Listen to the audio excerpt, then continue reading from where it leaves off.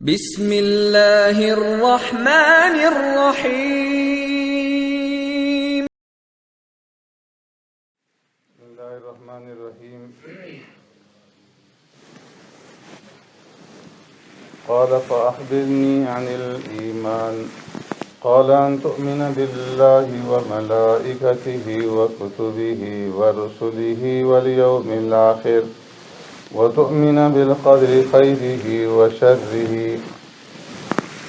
أو كما قال عليه الصلاة والسلام صدق رسول الله صلی اللہ علیہ وسلم۔ ایمان کے ارکان کے بارے میں آپ حضرات کے سامنے بیان ہو رہا ہے۔ اس سے پہلے 4 ارکان کے بارے میں بیان ہو چکا۔ اللہ کی ذات کے اوپر ایمان لانا اور اس کے فرشتوں کے اوپر ایمان لانا، اس کی کتابوں کے اوپر ایمان لانا، اس کے رسولوں پر ایمان لانا، اور والیوم الآخر ایمان کا 5واں جو رکن ہے وہ ہے آخرت کے اوپر ایمان لانا۔ اور کل میں نے عرض کر دیا تھا کہ آخرت جو ہے یہ 2 حصوں کے اوپر ہے۔ ایک تو اس کی ابتدا ہوتی ہے انسان کی موت سے لے کر کے، اور پھر نفخہ اولیٰ تک، پہلی مرتبہ جب سور پھونکا جاتا ہے اور یہ ساری کائنات اور اس کے اندر جو کچھ بھی ہے یہ سارا فنا ہو جائے گا۔ اس کے بعد پھر دوسرا مرحلہ شروع ہوتا ہے جسے بعد الموت کہا جاتا ہے، کہ مرنے کے بعد دوبارہ پھر زندہ ہونا۔ اور یہ ایسا عقیدہ ہے کہ اس کے بارے میں بھی فرمایا کہ قرآن کریم کے اندر پیارے پیغمبر صلی اللہ علیہ وسلم نے احادیث کے اندر بیان فرمایا۔ قرآن کریم کے اندر متعدد آیات ہیں۔ اللہ تبارک و تعالیٰ نے فرمایا کہ جس ذات نے تمہیں پہلی مرتبہ پیدا کیا ہے وہی ذات تمہیں دوبارہ بھی پیدا کرے گی۔ اور فرمایا کہ کما خلقنا اول مرۃ نعید وعدا علینا انا کنا فاعلین۔ جس طرح ہم نے پہلی مرتبہ تمہیں پیدا کیا تھا، نعید دوبارہ پھر ہم تمہیں پیدا کریں گے۔ اور فرمایا کہ یہ ہمارا وعدہ ہے جسے ہم پورا کر کے رہیں گے۔ اور ایک مقام پہ فرمایا کہ وَأَنَّ السَّاعَةَ آتِيَةٌ لَا رَيْبَ فِيهَا وَأَنَّ اللَّهَ يَبْعَثُ مَنْ فِي الْقُبُورِ، کہ قیامت ضرور آ کر کے رہے گی، اس کے آنے میں کوئی شک نہیں ہے، اور جو لوگ قبروں کے اندر ہیں اللہ تبارک و تعالیٰ ان کو دوبارہ زندہ کریں گے، دوبارہ اٹھائیں گے۔ اور اسی طرح ایک مقام پہ فرمایا کہ جس وقت سور کے اندر پھونکا جائے گا فَإِذَا هُم مِّنَ الْأَجْدَاثِ إِلَىٰ رَبِّهِمْ يَنْسِلُونَ، تو یہ لوگ اپنے رب کی طرف دوڑتے ہوئے چلے آئیں گے۔ تو فرمایا کہ جب پہلی مرتبہ سور پھونکا جائے گا اور یہ ساری کائنات ختم ہو جائے گی تو اس کے بعد 40 سال تک یہ سلسلہ اسی طرح سے رہے گا۔ بعض روایت سے معلوم ہوتا ہے کہ پیارے پیغمبر صلی اللہ علیہ وسلم نے صرف 40 کا عدد ذکر فرمایا کہ 40 تک اسی طرح یہ رہے گا، اور پھر 40 سال کے بعد اللہ تبارک و تعالیٰ دوبارہ حضرت اسرافیل علیہ السلام کو پیدا فرمائیں گے اور انہیں حکم دیں گے کہ دوبارہ سور پھونکو۔ تو اسرافیل علیہ السلام دوبارہ سور پھونکیں گے تو سب سے پہلے فرمایا کہ جو حاملین عرش ہیں، عرش کو اٹھانے والے فرشتے ہیں، وہ اٹھیں گے، اور اس کے بعد پھر حضرت جبرائیل علیہ السلام، میکائیل علیہ السلام اور حضرت اسرائیل علیہ السلام یہ اٹھیں گے۔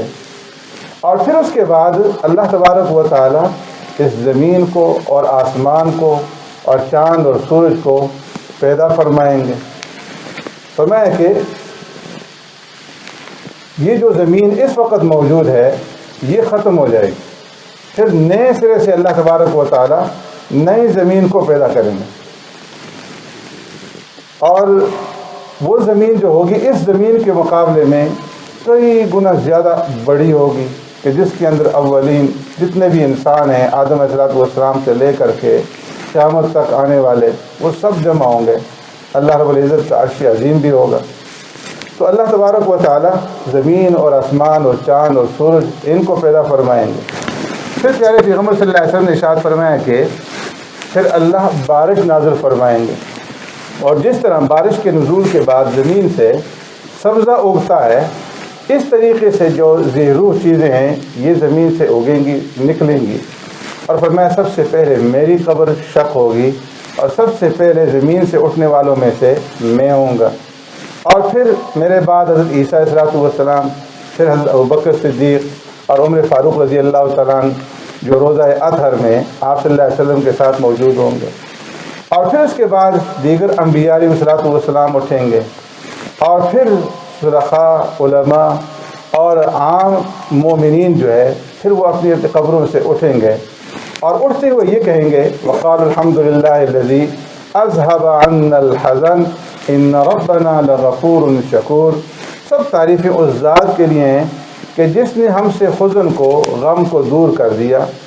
بے شک ہمارا پروردگار بڑا ہی مغفرت فرمانے والا اور قدردان ہے. اور فرمایا پھر اس کے بعد جو فساق ہیں اور کافر لوگ ہیں وہ اپنی اپنی قبروں سے اٹھیں گے، اور وہ اٹھتے وقت یہ کہیں گے قالوا یا ویلنا من بعثنا من مرقدنا، ہائے کس نے ہمیں ہمارے آرام والی جگہ سے اٹھا دیا. تو میں کہ اس سے پہلے قبروں کے اندر ان لوگوں کے اوپر اللہ تبارک و تعالی آرام کا وقت لائیں گے کہ ان کو آرام کی چین کی نیند آئے گی. اور جس وقت یہ نفخہ ثانیہ ہوگا، یہ قبروں سے اٹھیں گے تو اس وقت یہ کہیں گے یا ویلنا من بعثنا من مرقدنا، ہائے افسوس ہمیں ہماری آرام دہ جگہوں سے کس نے اٹھا دیا. پیارے پیغمبر صلی اللہ علیہ وسلم نے ارشاد فرمایا کہ جس حالت کے اوپر انسان کا خاتمہ ہوگا اسی حالت کے اوپر انسان کو اٹھایا جائے گا. تحشرون کما تموتون وتموتون کما تحیون، کہ تمہارا حشر اسی حالت پر ہوگا کہ جس حالت کے اوپر تمہاری موت آئے گی. اور انسان کی موت فرمایا اسی حالت پر آتی ہے جس حالت کے اوپر انسان اپنی زندگی گزارتا ہے. اگر اس کی نیکی کے اوپر زندگی گزرتی ہے تو موت بھی نیکی کے اوپر آئے گی، اور اگر بدی کے اوپر زندگی گزرتی ہے تو موت بھی جو ہے بدی کے اوپر آئے گی. تو فرمایا کہ کچھ لوگ تو اٹھیں گے اس حال میں جو شہداء ہوں گے کہ ان کی جسموں سے، ان کے زخموں سے خون جو ہے وہ بہہ رہا ہوگا، اور زعفرانی رنگ کا خون جو خوشبو والا ہوگا، خوشبو سے معطر ہوگا، وہ ان کے زخموں سے نکل رہا ہوگا. کچھ وہ لوگ جو کہ دوران حج فوت ہوئے، تلبیہ کہتے ہوئے فوت ہوئے، لبیک اللہم لبیک، وہ جب قبروں سے اٹھیں گے تو ان کی زبانوں کے اوپر تلبیہ جاری ہوگا، لبیک اللہم لبیک پڑھ رہے ہوں گے. اور فرمایا کہ جو لوگ نشے کی حالت میں مرے ہوں گے وہ نشے کی حالت ہی میں اٹھیں گے. اور جن لوگوں نے یتیموں کا مال کھایا ہوگا فرمایا کہ وہ اس حال میں اٹھیں گے کہ ان کے منہ سے آگ کے شعلے جو ہے وہ نکل رہے ہوں گے. اور جو لوگ سود کھانے والے ہیں فرمایا کہ وہ نشے کی حالت کے اندر بدمست ہو کر کے وہ اٹھیں گے.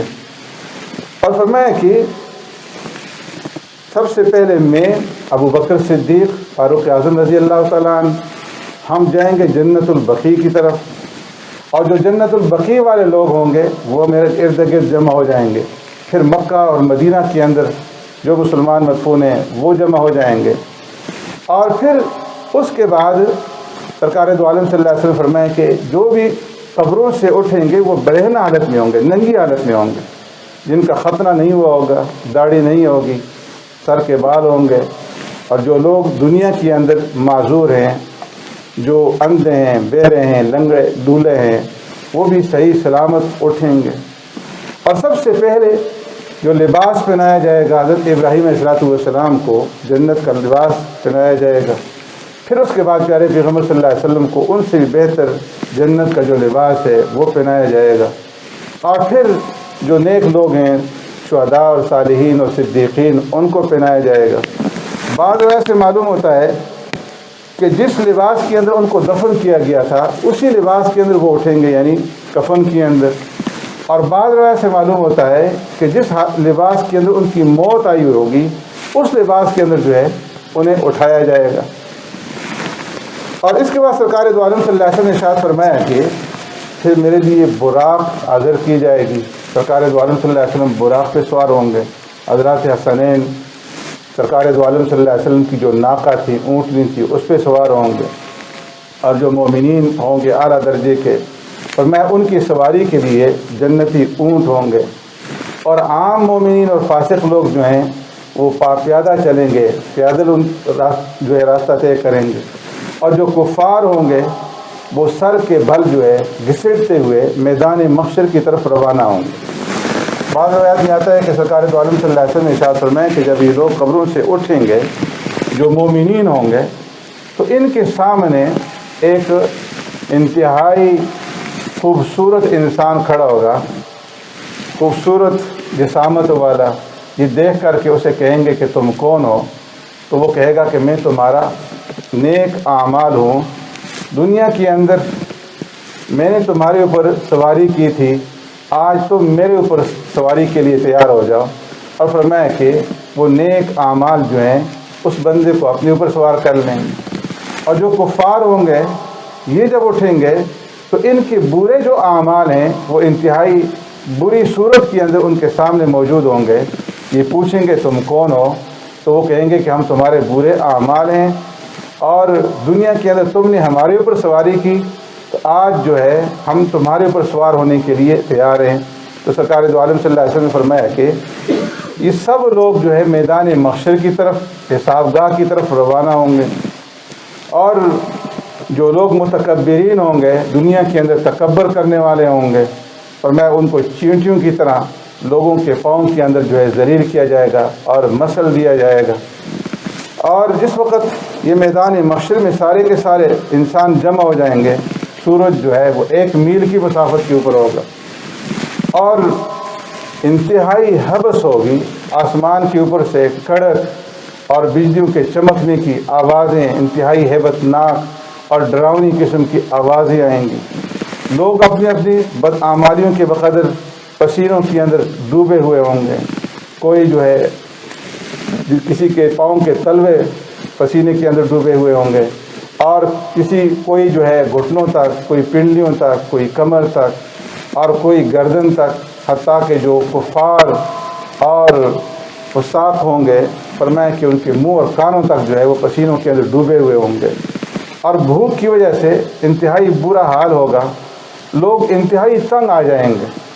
تو اس وقت بعض روایات کے اندر سے معلوم ہوتا ہے کہ یہ سرکار دو عالم صلی اللہ علیہ وسلم کی جو امت ہے، امت مسلمہ، یہ آپ صلی اللہ علیہ وسلم کے ساتھ حوض کوثر پہ جائے گی، اور ان کو حوض کوثر سے پانی پلایا جائے گا۔ ہر ایک نبی کو وہاں پر حوض دیا جائے گا، اور سب سے بڑا جو حوض ہوگا وہ پیارے پیغمبر صلی اللہ علیہ وسلم کا ہوگا، جسے حوض کوثر کہا جاتا ہے، انا اعطیناک الکوثر، جسے خیر کثیر بھی کہا جاتا ہے۔ اور فرمایا کہ اس کا جو صرف دروازہ ہوگا وہ 1 مہینے کی مسافت کا ہوگا، اور اس کا پانی دودھ سے زیادہ سفید، شہد سے زیادہ میٹھا، برف سے زیادہ ٹھنڈا ہوگا۔ جنت سے 2 پرنالے اس کے اندر گر رہے ہوں گے، آسمان کے ستاروں سے زیادہ آبخورے پانی پینے کے برتن اس کے اوپر ہوں گے، اور ہر نبی کی امت کی اپنی اپنی علامت ہوگی، نشانی ہوگی، جس سے نبی اپنی امت کو پہچانے گا۔ اور پیارے پیغمبر صلی اللہ علیہ وسلم کی امت کی نشانی ان کے اعضائے وضو ہوں گے، کہ وضو کے اندر جن اعضاء کو انسان دھوتا ہے وہاں پر یہ اعضاء جو ہے چمک رہے ہوں گے۔ تو ان کو حوض کوثر سے جب سیراب کیا جائے گا تو فرمایا پھر اس کے بعد کبھی بھی ان کو پیاس نہ لگے گی، یہاں تک کہ جنت کے اندر داخل نہ ہو جائیں۔ بعض ویسے معلوم ہوتا ہے کہ حوض کوثر کا یہ پانی پل صراط عبور کرنے کے بعد پلایا جائے گا۔ جب اس میدان محشر کے اندر لوگ تنگ آ جائیں گے تو اس وقت پھر آدم علیہ السلام کی طرف رجوع کریں گے کہ ہمارا حساب کتاب شروع ہو جائے اور اس مصیبت سے ہماری جان چھوٹ جائے۔ تو فرمایا کہ سب لوگ مل کر کے آدم علیہ السلام کے پاس جائیں گے، ان سے درخواست کریں گے کہ آپ اللہ کے یہاں ہماری سفارش کریں کہ حساب کتاب شروع ہو جائے۔ اور ہمیں اس مصیبت سے نجات مل جائے، تو آدم علیہ السلام فرمائیں گے کہ آج اللہ رب العزت کی شان ایسی غضبناک ہے کہ اس سے پہلے کبھی بھی ایسی غضبناک نہیں تھی۔ مجھے تو اپنی پڑی ہوئی ہے کہ اللہ رب العزت مجھ سے یہ نہ پوچھ لیں کہ میں نے تمہیں روکا تھا کہ اس درخت کے قریب نہ جانا اور تم نے اس کا پھل کیوں کھا لیا۔ اس لیے میں تو سفارش نہیں کر سکتا، نفسی نفسی، تم جاؤ حضرت نوح علیہ السلام کے پاس۔ حضرت نوح علیہ السلام کے پاس جائیں گے، وہ بھی عذر کر دیں گے کہ میں بھی نہیں کر سکتا۔ تم ابراہیم علیہ السلام کے پاس جاؤ، ابراہیم علیہ السلام کے پاس لوگ آئیں گے، وہ بھی عذر کر دیں گے، اور فرمائیں گے کہ تم موسیٰ علیہ السلام کے پاس چلے جاؤ۔ موسیٰ علیہ السلام کے پاس آئیں گے، وہ بھی عذر کر دیں گے کہ اللہ رب العزت آج انتہائی غضبناک ہیں اور میرے ہاتھ سے ایک قبطی کا قتل ہو گیا تھا، اگر اللہ مجھ سے پوچھ لیں کہ تو نے یہ قتل کیوں کیا تھا تو میں کیا کروں گا، اس لیے میں سفارش نہیں کر سکتا۔ تم عیسیٰ علیہ السلام کے پاس جاؤ۔ عیسیٰ علیہ السلام کے پاس آئیں گے تو وہ بھی عذر کر دیں گے اور فرمائیں گے کہ تم خاتم الانبیاء جناب محمد الرسول اللہ صلی اللہ علیہ وسلم کے پاس جاؤ کہ انہیں اللہ تبارک و تعالیٰ نے شفاعت کبریٰ کا درجہ اور مقام عطا فرمایا ہے۔ فرمایا کہ اب یہ سب لوگ مل کر کے سرکار دو عالم صلی اللہ علیہ وسلم کے پاس آئیں گے اور آپ صلی اللہ علیہ وسلم سے درخواست کریں گے کہ اے اللہ کے رسول، اللہ نے آپ کے پچھلے اور اگلے سب گناہوں کو معاف فرما دیا اور آپ کو یہ مرتبہ اور مقام عطا فرمایا، آپ سفارش فرمائیں کہ اللہ تبارک و تعالی ہمیں اس عذاب سے نجات دلا دے۔ تو سرکار دو عالم صلی اللہ علیہ وسلم فرمایا کہ سفارش فرمائیں گے اور فرمائیں گے کہ میں ہی ہوں کہ میں جو تمہاری شفاعت کروں گا، اور اس وقت فرمایا کہ سرکار دو عالم صلی اللہ علیہ وسلم پھر اللہ رب العزت کی طرف رجوع کریں گے اور حضرت جبرائیل علیہ السلام براق لے کر کے آئیں گے، آپ براق پر سوار ہوں گے، آسمان کی طرف جائیں گے اور آسمان کے اندر ایک مقام ہوگا، سارے انسان اس کو دیکھیں گے، آپ صلی اللہ علیہ وسلم اس مقام کے اندر داخل ہوں گے اور وہی وہ مقام ہوگا جس کو مقام محمود کہا جاتا ہے۔ اس مقام محمود میں داخل ہونے کے بعد سرکار دو عالم صلی اللہ علیہ وسلم اللہ رب العزت کی تجلی کا دیدار کریں گے تو سجدے میں گر پڑیں گے اور 7 دن 7 راتوں تک سجدے میں پڑے رہیں گے اور اللہ رب العزت کے سامنے سر بسجود رہیں گے۔ تو پھر اللہ تبارک و تعالیٰ فرمائیں گے کہ اے محمد صلی اللہ علیہ وسلم، سجدے سے سر اٹھاؤ، جو کہو گے سنا جائے گا، جو مانگو گے دیا جائے گا، اور جو شفاعت کرو گے تمہاری شفاعت کو قبول کیا جائے گا۔ سرکار دو عالم صلی اللہ علیہ وسلم سجدے سے سر اٹھائیں گے اور فرمایا کہ پھر اللہ رب العزت کی حمد و ثنا بیان فرمائیں گے، اور ایسی حمد و ثنا بیان فرمائیں گے کہ اس سے پہلے اولین و آخرین میں سے کسی نے بھی اللہ رب العزت کی ایسی حمد و ثنا اور ایسی تعریف بیان نہیں کی ہوگی۔ اور پھر اس کے بعد سرکار دو عالم صلی اللہ علیہ وسلم عرض کریں گے کہ یا اللہ، جبرائیل علیہ السلام نے مجھ سے یہ کہا تھا کہ آج کے دن آپ مجھے خوش کریں گے اور جو میں کہوں گا آپ اسے پورا فرمائیں گے۔ آپ اللہ رب العزت فرمائیں گے کہ جبرائیل نے سچ فرمایا، جو تم کہو گے تمہاری بات مانی جائے گی، سفارش کرو گے تمہاری سفارش قبول کی جائے گی۔ تم جاؤ زمین کی طرف اور میں اپنی تجلیات کے ساتھ زمین کی طرف نزول کرتا ہوں اور اپنے بندوں کا حساب و کتاب شروع کرتا ہوں۔ سبحانک اللہم و بحمدک، اشہد ان لا الہ الا انت، استغفرک۔ اللهم ربنا آتنا في الدنيا حسنة وفي الآخرة حسنة وقنا عذاب النار وقنا عذاب القبر وقنا عذاب الحشر وقنا عذاب الدين وقنا عذاب الميزان. اللهم إنا نعوذ بك من عذاب جهنم ونعوذ بك من عذاب القبر ونعوذ بك من فتنة المسيح الدجال ونعوذ بك من فتنة المحيا والممات. اللهم اغفر لنا ولإخواننا الذين سبقونا بالإيمان ولا تجعل في قلوبنا غلا للذين آمنوا ربنا إنك رؤوف رحيم. سبحان ربك رب العزة عما يصفون وسلام على المرسلين والحمد لله رب العالمين برحمتك.